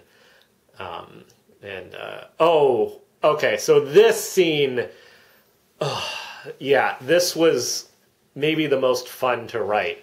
Of course, I actually talked to a film historian, and it's been 30 years since a mushroom was used in a scene in this way. No one has actually shot a mushroom from below in 30 years, and certainly not in this way. And so, I had so much fun writing this mushroom scene.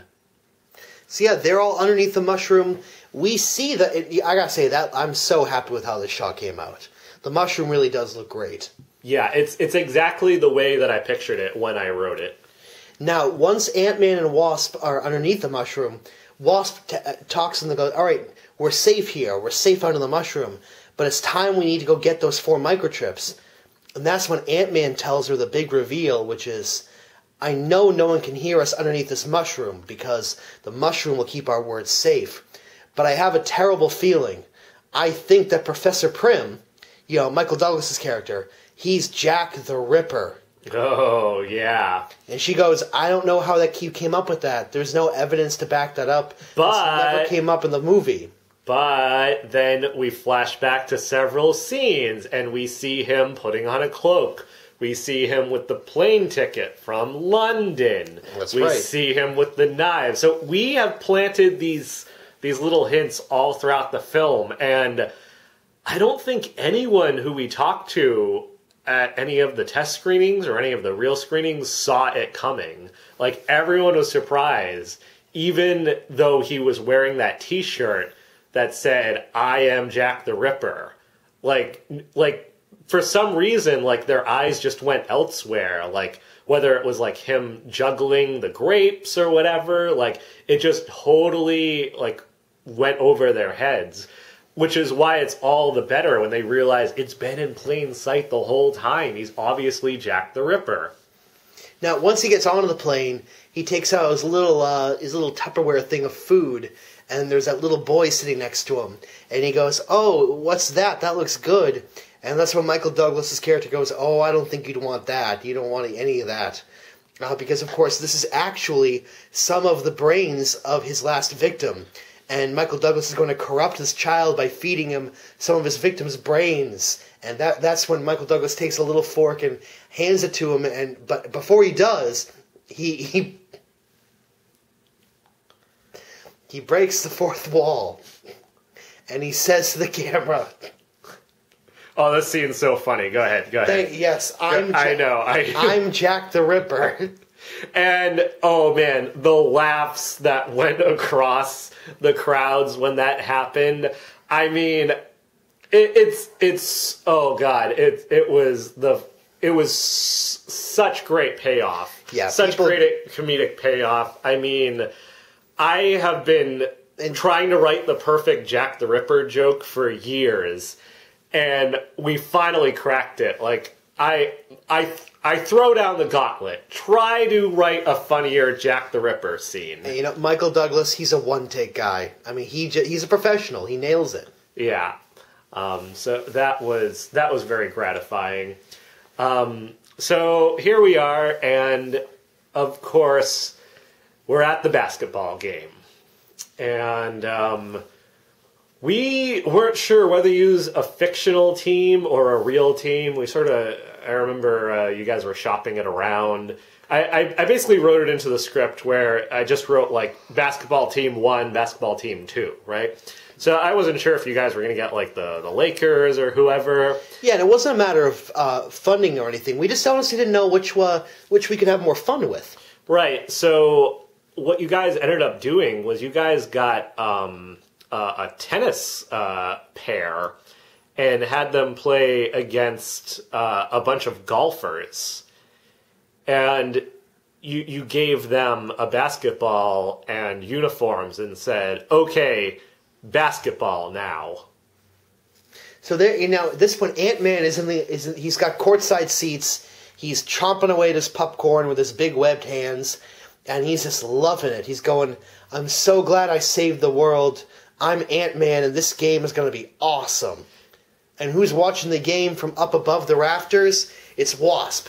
Because Wasp is still angry with Ant-Man with how things have gone from underneath the mushroom. But Wasp is still keeping an eye on things because she's got a fishy feeling about how this game is going to go.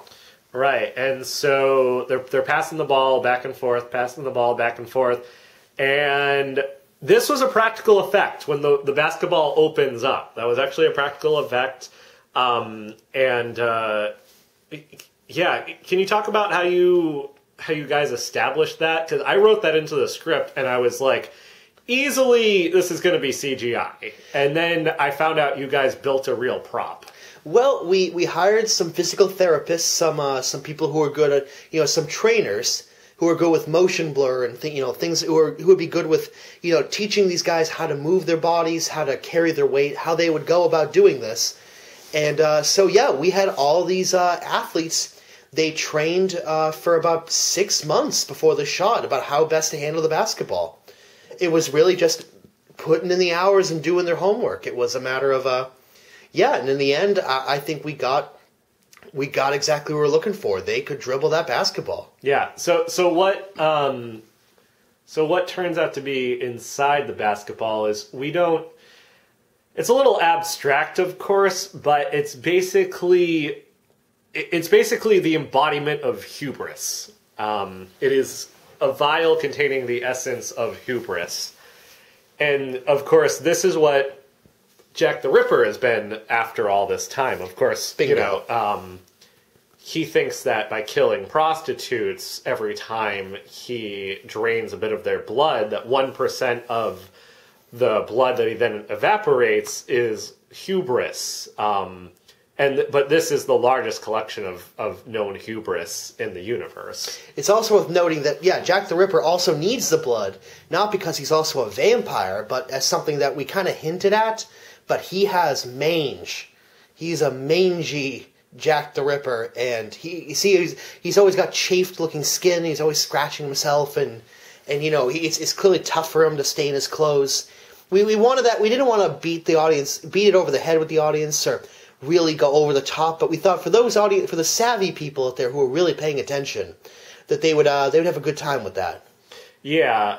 I mean, mange is having its moment in pop culture right now, and we're not afraid to embrace that. I mean, at some points you have to be original, and at some points you just gotta give the people what they want.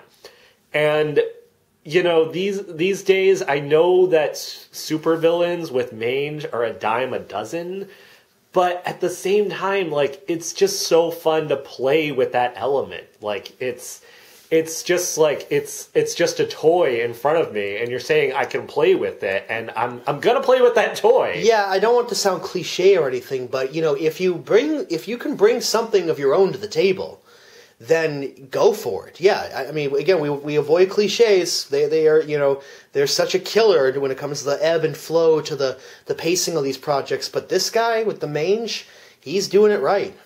Yeah.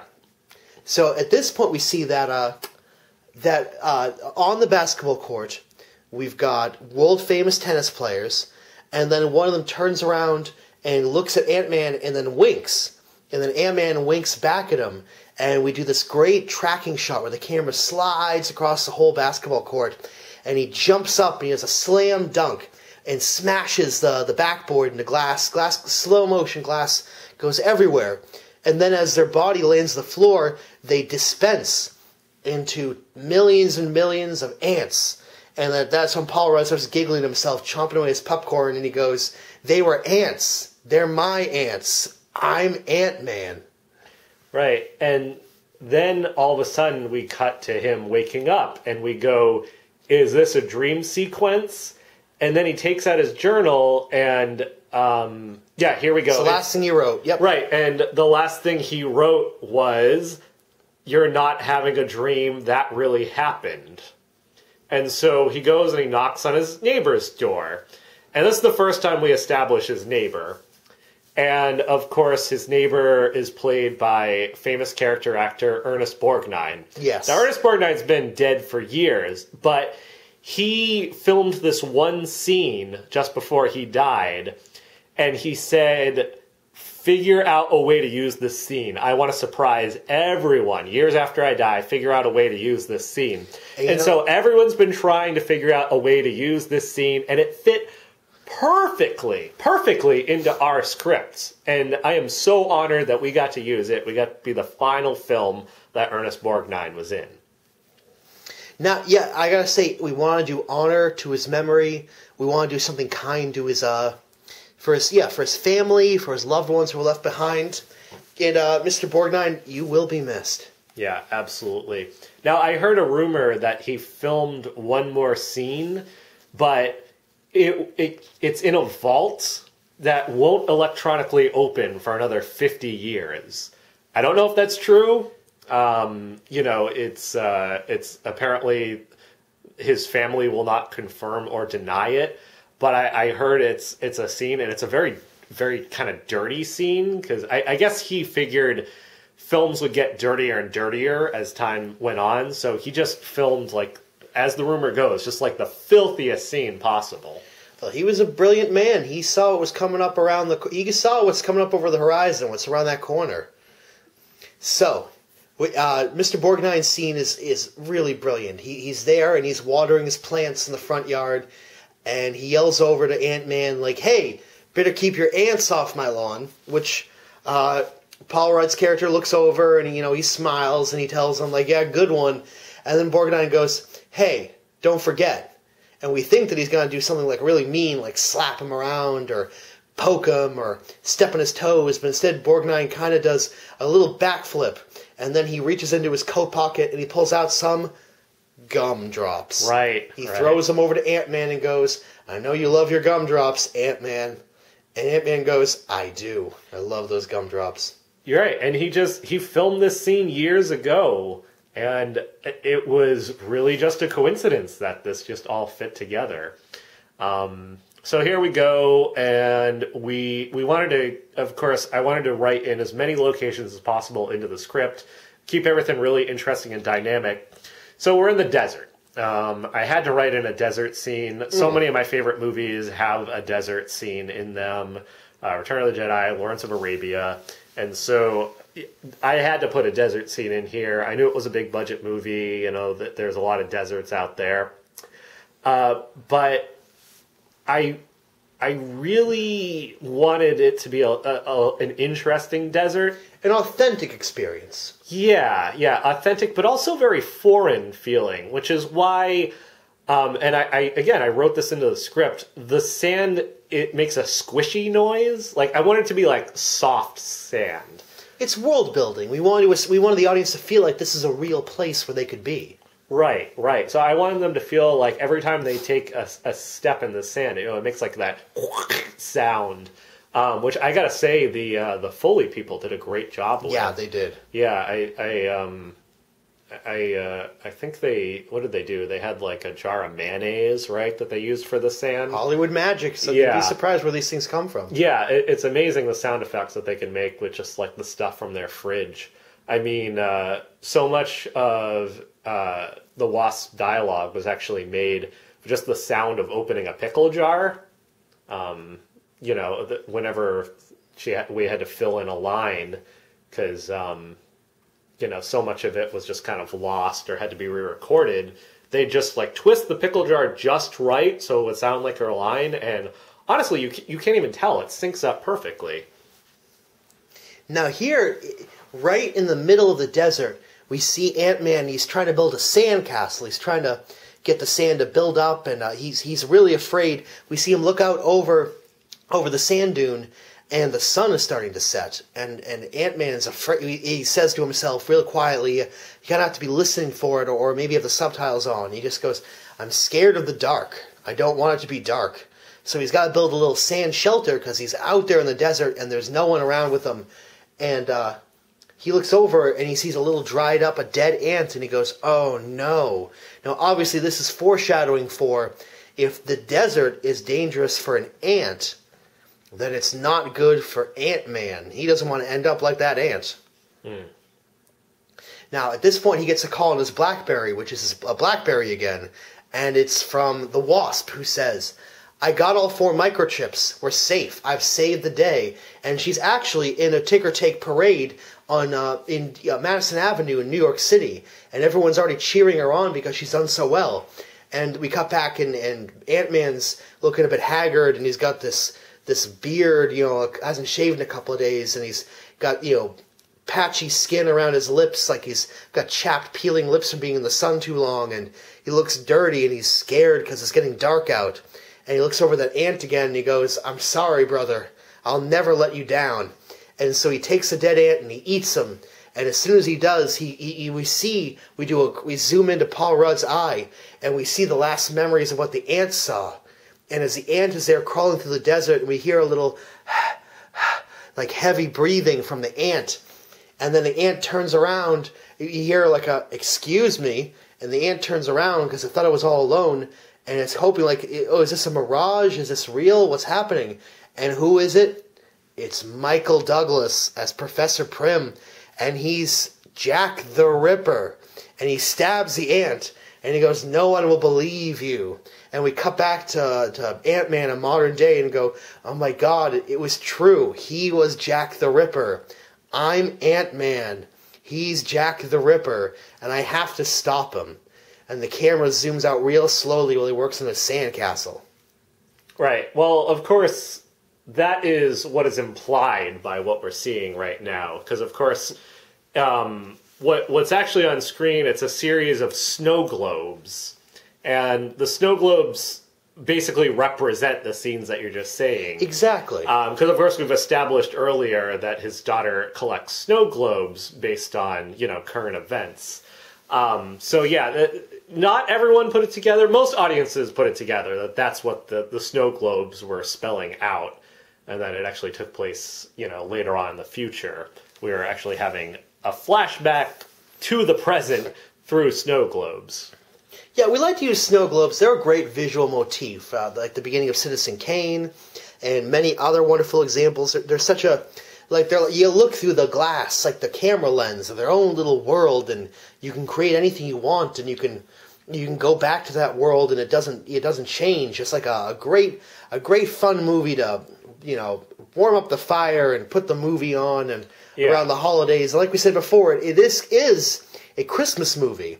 We designed it to be not necessarily shown at the holidays, but could definitely be shown around Christmas time.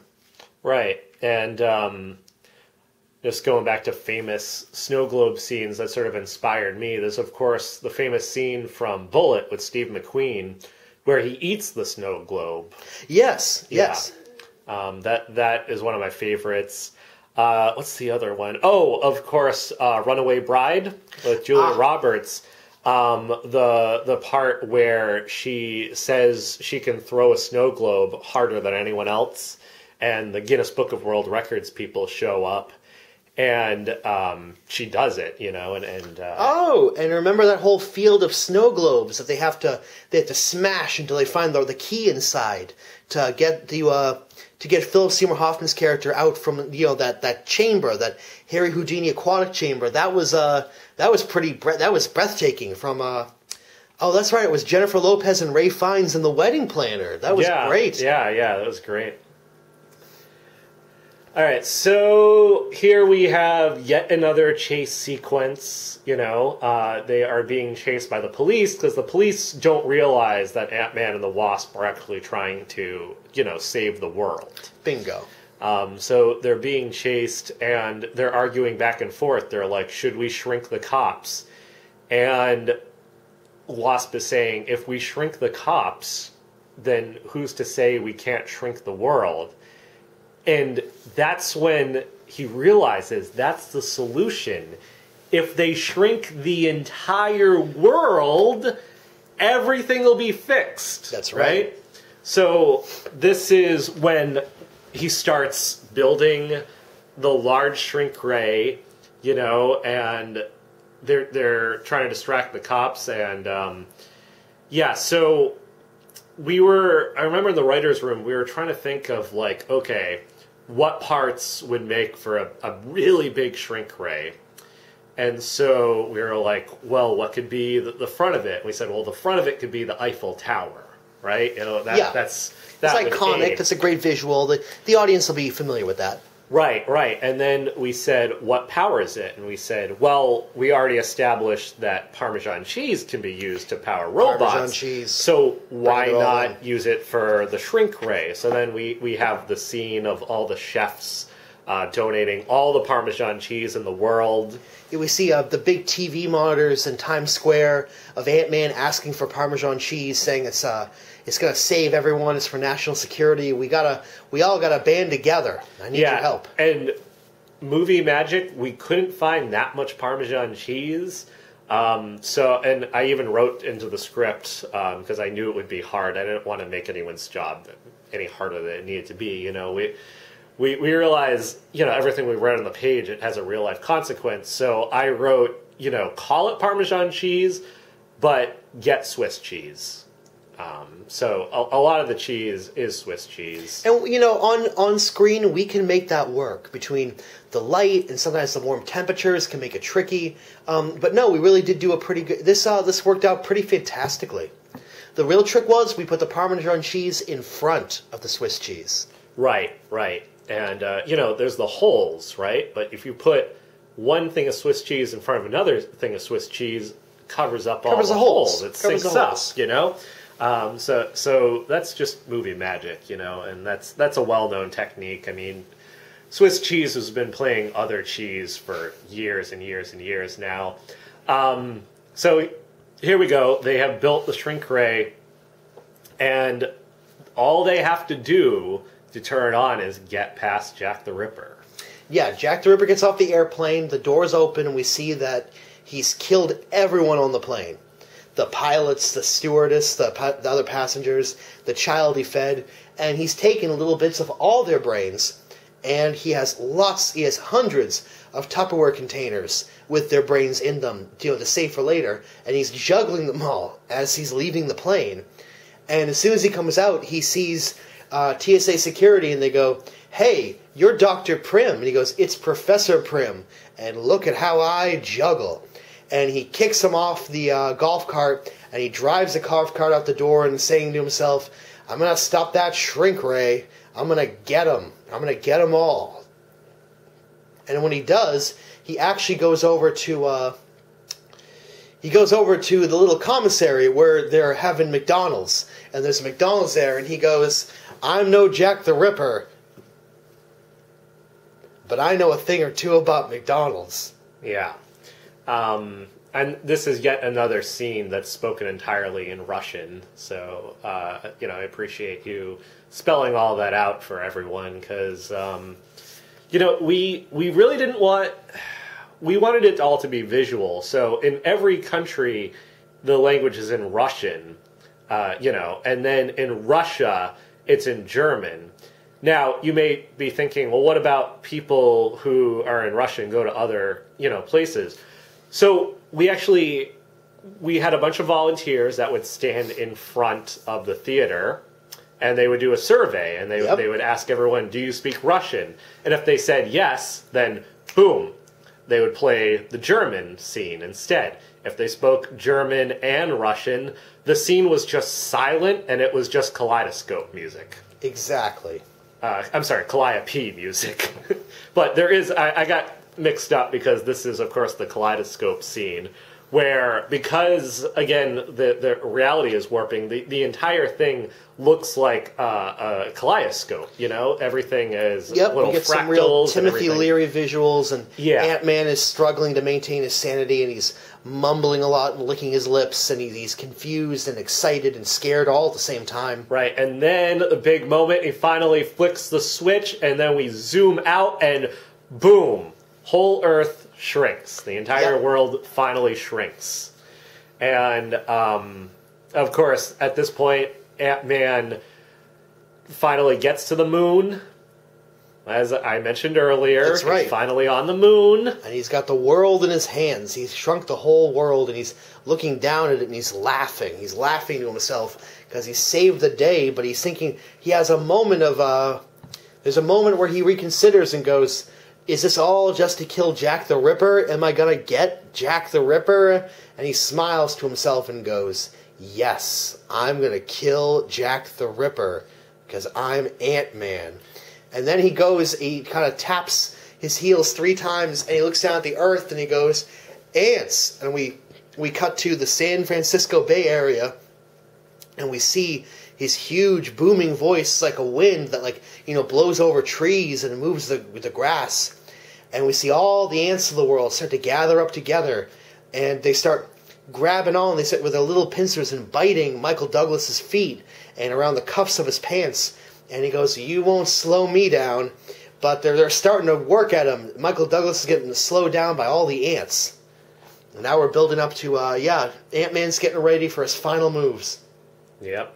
And so then here's the big cliffhanger. We cut ahead, and God, it was so much fun being on set and seeing Paul Rudd in the old man makeup, and he's got the storybook that says Ant-Man and the Wasp, and he turns to who the audience is supposed to assume are his grandkids, but they might not be, to be continued. That's right. And, of course, this is when the kids are saying, did all of this really happen? What happened next? And he said, then he looks right to the camera and says that famous final line, you'll just have to wait until next Ant.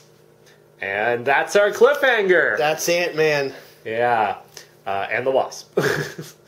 So, here we go, and we're rolling credits. So, yeah, any final thoughts? Of course, we already saw the post-credits scene in the middle. That's right. I gotta say, I don't know by the time that this Blu-ray commentary comes out, but we have been nominated for several Academy Awards. Yeah. We didn't know that when this movie first came out. Right, so, a few Best Supporting Actress nominees came out of this. Actually, 3 out of the 4 are from our movie, which is great. Of course, Best Original Song for the Ant Dance song. Best Adapted Screenplay, as of course this is based thinly but pretty purposefully on The Grapes of Wrath. Right. And finally, of course, Best Choreography, which is a new category this year.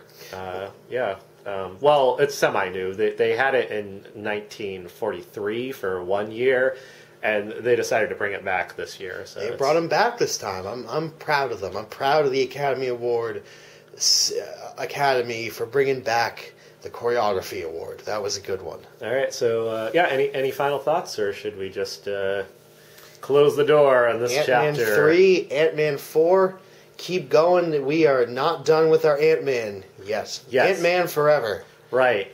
Just stay tuned for the third one. It is happening.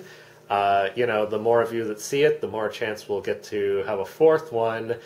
And should we give them a little hint as to what we are hoping to do with the fourth one? I don't know how much we can see. Yeah. One word. One yes. word. Gumdrops. Gumdrops. Gumdrops. All right. Well, thank you very much, and hopefully you'll tune in for commentary on our next film. Until next time, Ant fans. Ant-Man. Ant-Man.